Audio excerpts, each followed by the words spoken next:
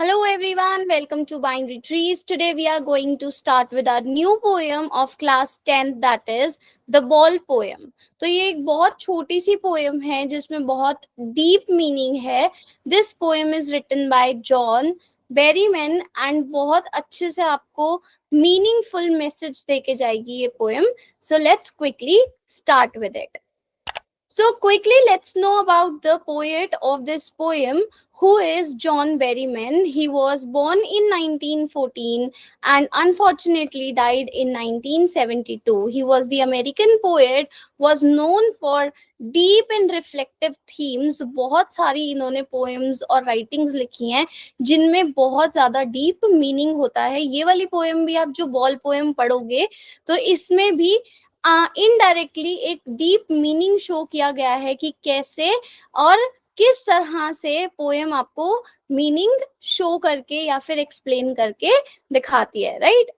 So literary focus by the poet in this poem is particularly loss, grief और growing up. जैसे हम कैसे बचपन में छोटे होते हैं, हम we are not aware of multiple feelings. So धीरे धीरे जैसे जैसे हम बड़े होते जाते हैं, है ना, हमें फीलिंग्स की नॉलेज होने लगती है, इमोशंस की नॉलेज होने लगती है, सैडनेस क्या है, लॉस क्या है, ये चीजें हमें पता लगने लगती हैं. तो यही जो पोएट हैं अपनी राइटिंग से हमें यहाँ पे समझाना चाहते हैं. So let's quickly start with our poem, that is, what is a boy now who has lost his ball? What is he to do? I saw it to go merrily bouncing down the street and then merrily over. There it is in the water. No use to say, oh, there are other balls. तो what the poet here is trying to explain you कि एक छोटा सा बच्चा है. Imagine करो, आप poem को पढ़ते हुए इमेजिन करो, एक छोटा सा बच्चा है जो उसकी बहुत कम एज है, जो अभी किसके साथ खेल रहा है, अपनी बॉल के साथ खेल रहा है. एंड वो अपने घर के बाहर स्ट्रीट पे बॉल के साथ खेल रहा है. और खेलते खेलते, जैसे बच्चे ड्रिबल करते हैं बॉल को, तो खेलते खेलते उसकी बॉल क्या चली जाती है, थोड़ा स्ट्रीट से दूर चली जाती है. अब ये एक ऐसी जगह पे खेल रहा है जहाँ पे वहां पे क्या है, एक हार्बर है. हार्बर क्या होता है, एक पोर्ट है जहाँ पे बहुत सारी शिप्स खड़ी होती हैं और बहुत बड़ा सी है या फिर बहुत बड़ी रिवर है, right?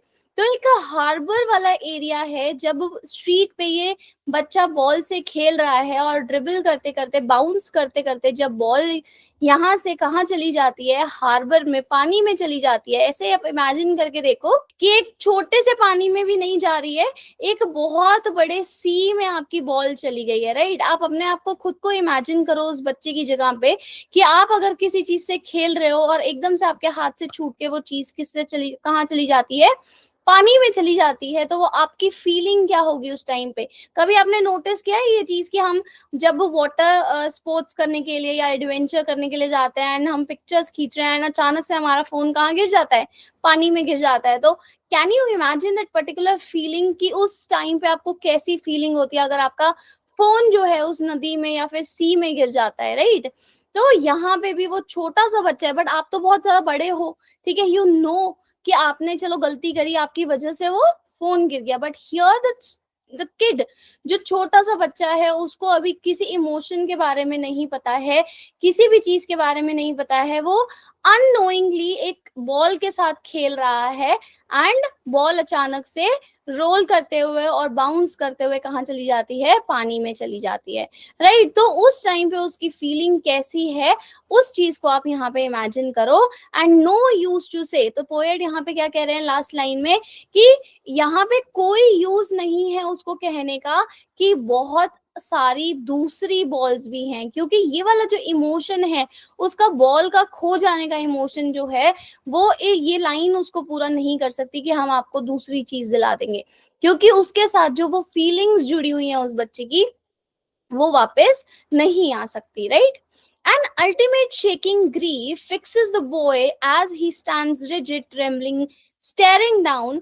all his young days into the harbor where his ball went. I would not intrude on him a dime, another ball is worthless now. Now what the poet is trying to explain you here is कि जो बच्चा है जब उसकी ball चली जाती है तो वो हार्बर के साइड में खड़ा हुआ है, कि वो जहाँ पे पानी है उसके वहां पे कोने पे खड़ा हुआ है एंड बॉल को क्या कर रहा है, स्टेयर कर रहा है और बहुत रिजिडली वहां पे स्टैंड खड़ा हुआ है. रिजिडली क्या होता है, बहुत ज्यादा फिक्स होके खड़ा हुआ है, he is not moving any more. तो वो बस कॉन्टिन्यूअसली स्टेयर कर रहा है अपनी बॉल को कि वो पानी से के साथ क्या करती जा रही है, बहती जा रही है. And he is shaking. What is the meaning of trembling here? Shaking and staring down. सिर्फ वो क्या कर रहा है, रिजिडली खड़ा हुआ है और थोड़ा थोड़ा वो शेक कर रहा है और सिर्फ अपनी बॉल को स्टेयर कर रहा है. कहाँ पे खड़े होके, हार्बर में खड़े होके, जहाँ पे उसने अपना पूरा चाइल्डहुड बिताया है. और यहाँ पे जो पोएट हैं वो उसको इंट्रूड करके या फिर उसको डिस्टर्ब नहीं करना चाहते हैं, कि वो उसका सेंस ऑफ लूजिंग जो है वो उसको जताना चाहते हैं कि हाँ यहाँ पे तो अभी एक बॉल ही लूज करी है आपने, एक नॉन लिविंग थिंग ही लूज करी है. ऐसी हमारी लाइफ में बहुत सारी सिचुएशन आती हैं कि जहाँ पे हम ऐसी ऐसी चीजें लूज करते हैं जो कभी भी वापस नहीं आ सकती. So you should know the sense of losing and you should know how to overcome of this emotion. So यहाँ पे जो पोएट हैं वो बच्चे को वो सेंस बताना चाहते हैं, इसलिए वो कह रहे हैं कि मैं उसको इंट्रूड करके डिस्टर्ब नहीं करूंगा. Right? A dime another ball is worthless now. A dime another ball means, a dime means 10 cents. यहाँ पे पैसों की बात हो रही है कि जो बॉल है वो इतनी कम पैसों की है, इतने छोटे से अमाउंट की है, लेकिन वो वर्थलेस है. अभी उसको बोलना यहाँ पे कि भाई हम तुमको दूसरी बॉल दिला देंगे. राइट? जैसे पेरेंट्स भी बोल देते ना, अच्छा कोई बात नहीं, खो गया आपका टॉय तो हम दूसरा दिला देंगे. बट यहाँ पे उसको वो चीज बोलना क्या है, वर्थलेस है. राइट? कि आपको अगर हम बोलेंगे कि हम आपको दूसरी बॉल दिला देते हैं एक 10 सेंट्स की, यहाँ पे पैसे मायने नहीं रखते हैं, वो इमोशन मायने रखता है कि कितने की बॉल थी, वो आपको यहाँ पे मायने नहीं रख रही है. बट क्या मायने रखता है, आपकी वो फीलिंग्स, वो जो टाइम आपने उस बॉल के साथ स्पेंड किया है, वो मेमोरीज जो आपने उसके साथ स्पेंड करी हैं, उसके आगे वो 10 सेंट्स और a dime is worthless to tell him कि मैं आपको दूसरी बॉल दिला दूंगा. Right? He senses first responsibility in a world of possession. People will take balls, balls will be lost away, little boy, and no one buys a ball back. Money is external. Now what the poet is trying to explain here is कि यहाँ पे पहली responsibility जो है, sense of responsibility the boy is gaining here, जो कि क्या है, possession की, मतलब कोई चीज जो आपकी है और वो आपसे खो जाती है या आपके पास से चली जाती है, वो जो सेंस ऑफ रिस्पॉन्सिबिलिटी है वो उसको मिल रही है. यहाँ पे वो चीज को सीख रहा है. हम यहाँ पे खाली बॉल की ही बात नहीं कर रहे हैं, हम किसकी बात कर रहे हैं, कोई भी ऐसी चीज जो आपके बहुत करीब हो, चाहे आपको कोई फ्रेंड हो, आपके खुद के पेरेंट्स हो, या फिर कोई भी ऐसी चीज जिसके साथ आपकी बहुत ज्यादा मेमोरीज हो, अगर वो खो जाती हैं तो उसको कैसे आप ओवरकम करोगे. आप कोई एक पर्टिकुलर चीज को पैसों से नहीं खरीद सकते, क्योंकि money is just a external factor. Right? You can not by each and everything with the help of money. Right? He is learning well behind his desperate eyes the epistemology of laws, how to stand up, knowing what every man must one day know and most know many days how to stand up. Now what the poet is trying to explain कि जो यहाँ पे sense of loss है या फिर knowledge of loss है, उसको कैसे overcome करना है. एंड हर एक इंसान को, चाहे वो छोटा बच्चा हो चाहे वो कोई बड़ा हो, उसके पास वो नॉलेज होनी चाहिए कि अगर आपकी कोई चीज खो जाती है या आपकी कोई चीज आपसे दूर चली जाती है तो आप उसको ओवरकम कैसे करोगे. राइट? तो how will you take your stand at that particular time if you loss your very close memory, और आप कह सकते हो कोई ऐसी बहुत आपके जो क्लोजेस्ट वाली चीज है, अगर आप उसको खो देते हो तो आप उसको ओवरकम कैसे करोगे. Right? So here we have ended our poem. So let's start with our summary here. कि यहाँ पे हमने पूरी की पूरी पोएम कंप्लीट कर ली है. नाउ वी विल सी कि हमारी पोएम में क्या summary है. So here we have ended with our poem, and let's go through the summary of the entire poem, that is the ball poem of class 10th. So here it is a symbolic poem about the loss and growing up. It begins with a young boy who loses his ball when it bounces into the water. At first the boy is devastated. So now here what the poet is trying to explain, as you can see in the picture as well, कि कितना बड़ा सी है और उसमें जो ball है वो बच्चे के हाथ से छूट गई है और वो सी में चली जाती है, राइट. तो यहाँ पे पोएट जो है वो क्या एक्सप्लेन कर रहे हैं, लॉस को एक्सप्लेन कर रहे हैं कि अगर हमसे को हमारे पास से कोई चीज चली जाती है, चाहे यहाँ पे तो हमने नॉन लिविंग थिंग के बारे में बात करी है, एक बॉल के बारे में बात करी है, बट यहाँ पे पोएट ये भी बताना चाहते हैं कि कोई ऐसी चीज जो बहुत ज्यादा वैल्यूएबल है आपके लिए, अगर वो आपके पास से चली जाती है तो पहले तो बच्चा क्या फील कर रहा है, बहुत ज्यादा हेल्पलेस फील कर रहा है यहाँ पे, कि उसकी एक बहुत ज्यादा वैल्यूएबल चीज क्या हो गई है, उसके पास से हमेशा हमेशा के लिए चली गई है, राइट. तो here the poet doesn't talk about the ball itself but focuses on what it represents.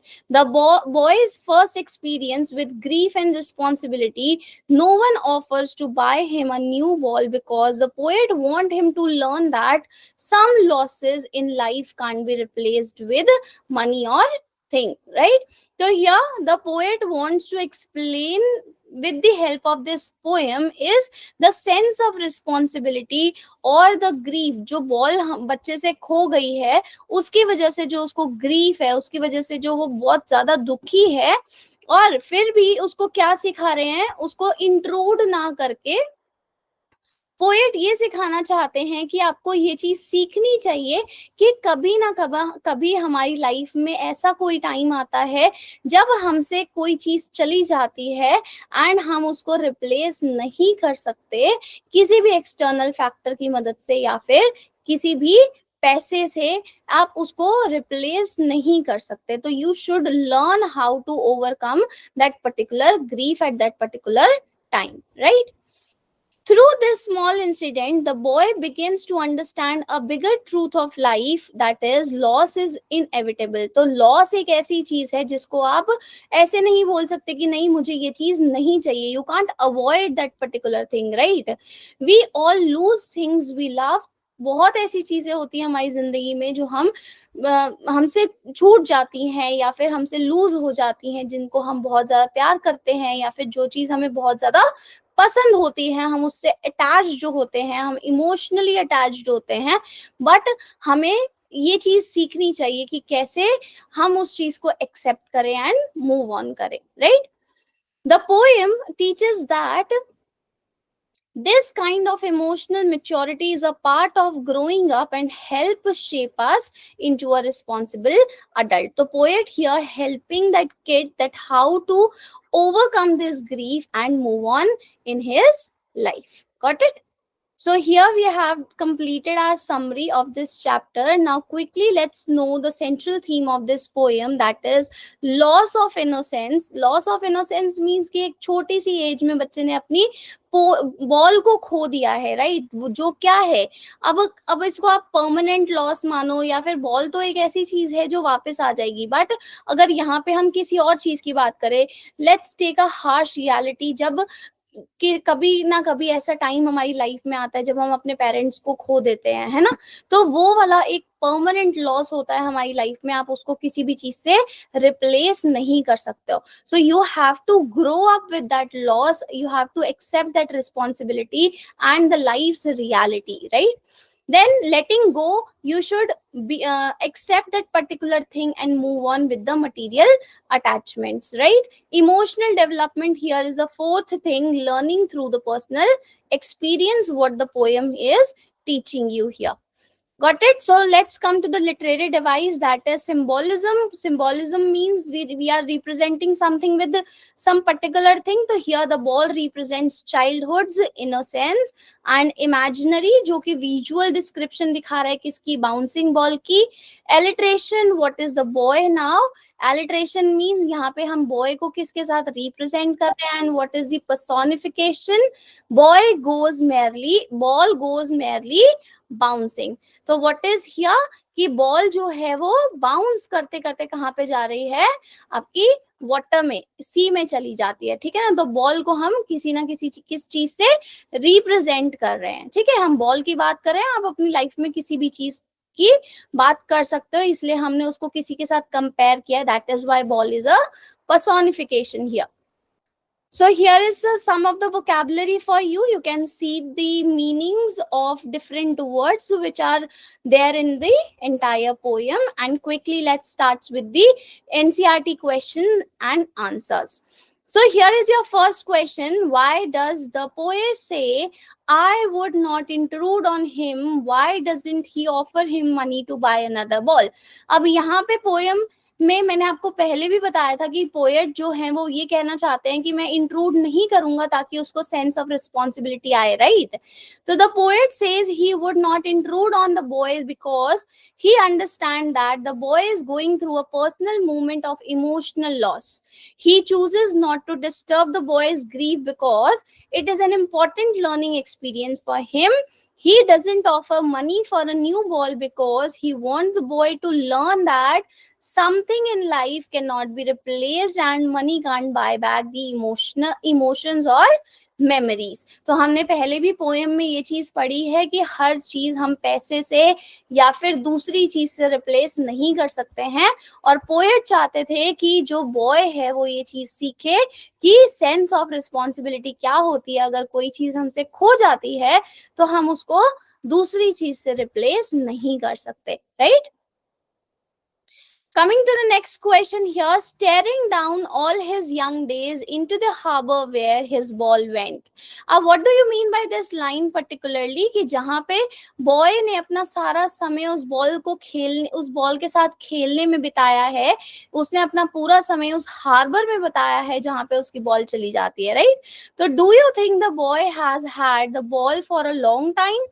Is it linked to memories of days when he played with it?